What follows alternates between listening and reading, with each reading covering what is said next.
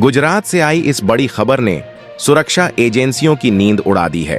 अहमदाबाद और सूरत जैसे बड़े शहरों में सैकड़ों की संख्या में बांग्लादेशी घुसपैठियों को हिरासत में लिया गया है।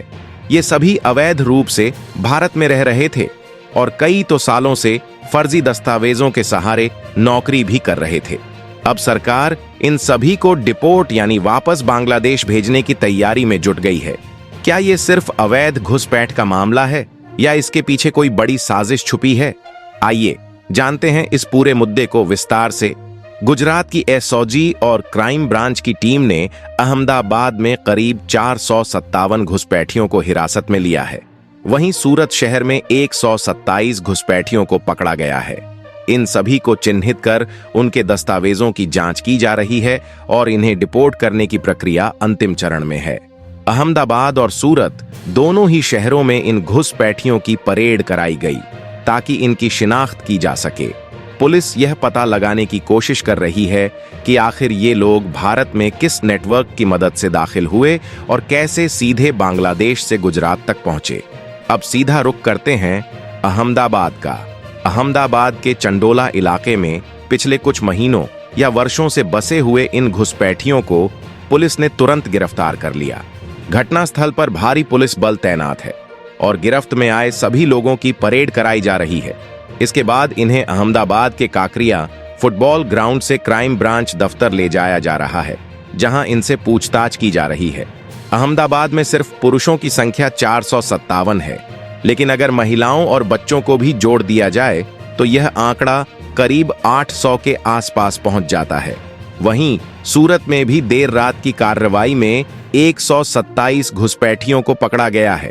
इस पूरे मामले पर अहमदाबाद के जेसीपी अशोक शरद सिंघल ने बताया कि यह कार्रवाई राज्य के गृह मंत्री, डीजीपी और सीपी के मार्गदर्शन में की गई है।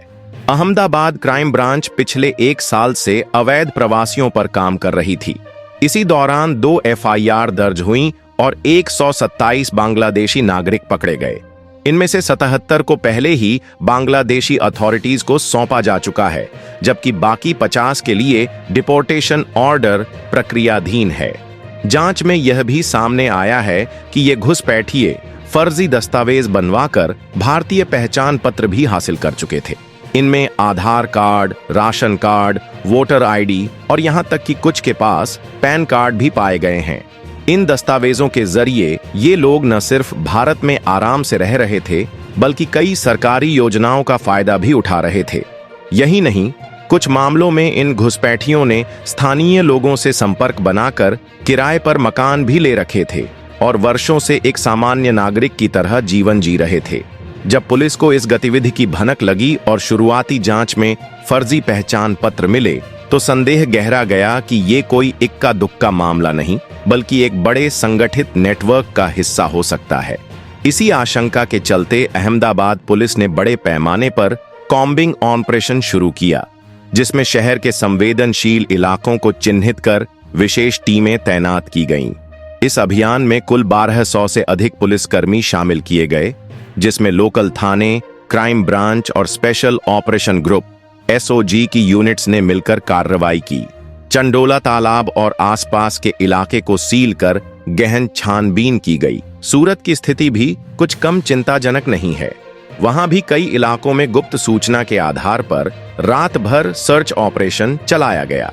पूरे गुजरात में इस समय सुरक्षा एजेंसियां हाई अलर्ट पर हैं और जांच एजेंसियां यह पता लगाने में जुटी हैं कि क्या इस नेटवर्क का संबंध मानव तस्करी, आतंकी फंडिंग या किसी बड़ी आपराधिक साजिश से भी हो सकता है।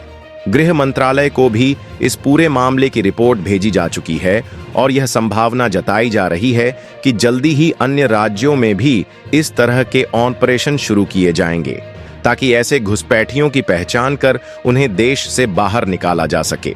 तो अब सवाल उठता है, क्या यह सिर्फ अवैध घुसपैठ का मामला है या फिर इसके पीछे कोई और गहरी साजिश छुपी है? क्या इस तरह की घुसपैठें हमारे देश की आंतरिक सुरक्षा के लिए खतरा बन सकती हैं?